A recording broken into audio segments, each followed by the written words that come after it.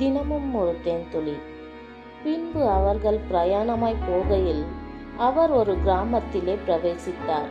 அங்கே மார்த்தாள் என்னும் பெயர் கொண்ட ஒரு ஸ்திரீ அவரை தன் வீட்டிலே ஏற்றுக்கொண்டாள். அவளுக்கு மரியாள் எனப்பட்ட ஒரு சகோதரி இருந்தாள். அவள் இயேசுவின் பாதம் அருகே உட்கார்ந்து அவருடைய வசனத்தை கேட்டுக்கொண்டிருந்தாள்.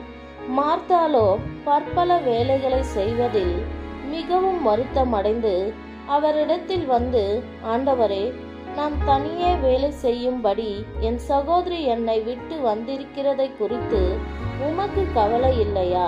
எனக்கு உதவி செய்யும்படி அவளுக்கு சொல்லும் என்றாள். இயேசு அவளுக்கு பிரதியுத்தரமாக, மார்த்தாளே, மார்த்தாளே, நீ அநேக காரியங்களை குறித்து கவலைப்பட்டு கலங்குகிறாய். தேவையானது ஒன்றே. மரியாள் தன்னை விட்டு எடுபடாத நல்ல பங்கை தெரிந்து கொண்டாள் என்றார்.